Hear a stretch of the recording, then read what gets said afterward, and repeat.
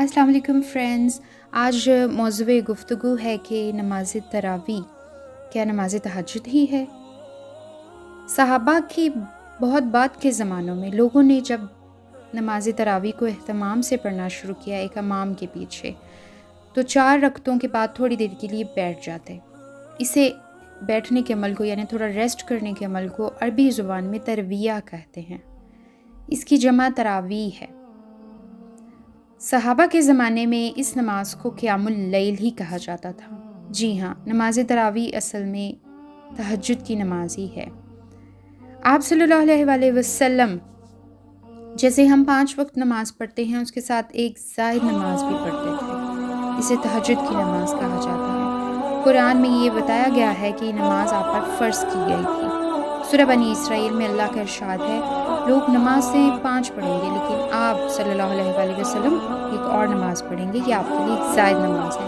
سورہ مزمل میں اس کے بارے میں خاص تاکید کی گئی کہ جو ذمہ داری یعنی دین کی ذمہ داری آپ پر ڈالی جا رہی ہے، اس ذمہ داری سے عہدہ برآ ہونے کے لیے آپ کو تہجد کا اہتمام کرنا چاہیے۔ اسے قیام اللیل کہتے ہیں، یعنی رات کے وقت کھڑے ہو کر اللہ کی عبادت کی جائے۔ تو آپ صلی اللہ علیہ وآلہ وسلم تو بالعموم یہ نماز پڑھتے کیونکہ یہ فرض تھی۔ یہ بتایا جاتا ہے کہ آپ صلی اللہ علیہ وآلہ وسلم ایک رمضان میں اپنے حجرے سے باہر نکل کر نماز پڑھنا شروع کر دی۔ اس میں تلاوت ذرا بلند آواز سے کی جاتی ہے۔ صحابہ کرام عام طور پر اس زمانے میں رات میں بھی مسجد میں بیٹھتے عبادت کے لیے۔ جب انہوں نے آپ کو اس طرح باہر نماز پڑھتے دیکھا تو آپ صلی اللہ علیہ وآلہ وسلم کے پیچھے آ کر نماز پڑھنا شروع کر دی۔ اگلے دن اور زیادہ لوگ جمع ہو گئے اور اس سے اگلے دن اس سے بھی زیادہ اکٹھے ہو گئے۔ یہ تہجد کے ہی وقت آپ نے پڑھی، چنانچہ بخاری کی روایت میں فی جوف اللیل کے الفاظ آتے ہیں۔ آپ نے اعتکاف کے لیے جو حجرہ سا بنایا ہوا تھا اس سے باہر آئے اور باہر آ کر آدھی رات کے وقت یہ نماز پڑھنا شروع کی۔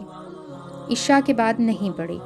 تو صحابہ جمع ہو گئے۔ جب 3 دن جمع ہوئے تو چوتھے دن ادھر ادھر خبر پھیل گئی اور زیادہ صحابہ جمع ہو گئے، مسجد نبوی بھر گئی۔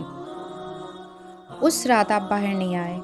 آپ صلی اللہ علیہ وآلہ وسلم نے فجر کے وقت جب نماز پڑھانے آئے تو صحابہ سے کہا، مجھے علم تھا تم سب لوگ آئے ہوئے ہو، لیکن مجھے اندیشہ ہوا کہ کہیں تم پر یہ فرض ہی نہ کر دی جائے۔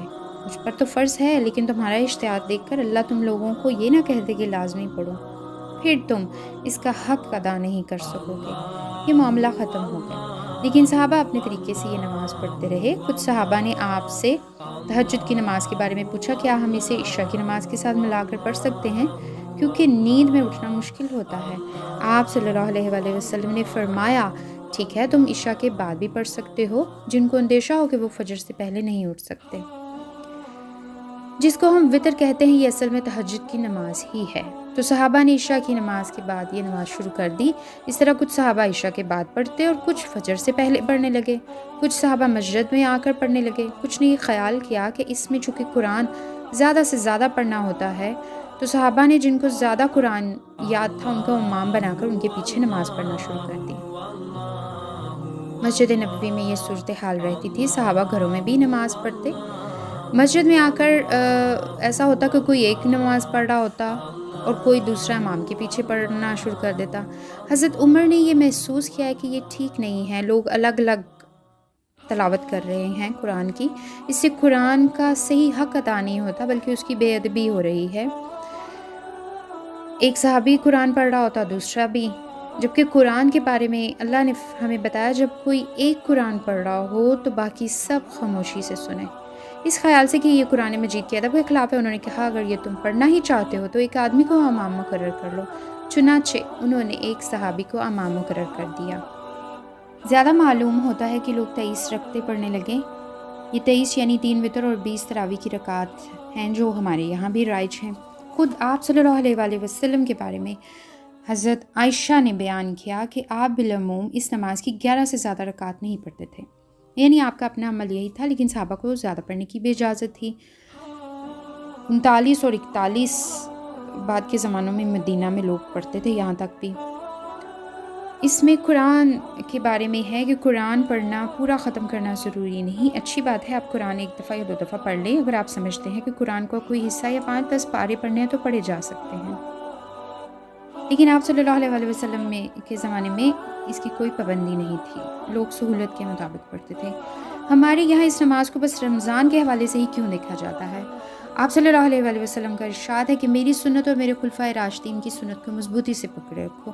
یہ معاملہ چونکہ حضرت عمر کے زمانے میں ہوا تو بہت سے علماء کو یہ خیال ہوا کہ آپ نے جو 3 دن یہ نماز کرائی تو اس میں یہ اشارہ موجود ہے کہ جماعت کا اہتمام کیا جائے۔ حضرت عمر نے گویا اس اشارے کو یہ عملی صورت دے دی۔ تو فرینڈز، یہ ایکسٹرا نفلی عبادت ہے، آپ اپنی سہولت کے مطابق پڑھ سکتے ہیں، عشاء کے بعد بھی اور فجر سے پہلے بھی۔ اللہ تعالیٰ ہمیں تہجد کی نماز کی، قیام اللیل کی، نماز تراویح پڑھنے کی توفیق عطا فرمائے تاکہ ہم اس وقت کی برکتوں سے فائدہ اٹھا سکیں اور اللہ کا قرب حاصل کر سکیں۔ آمین۔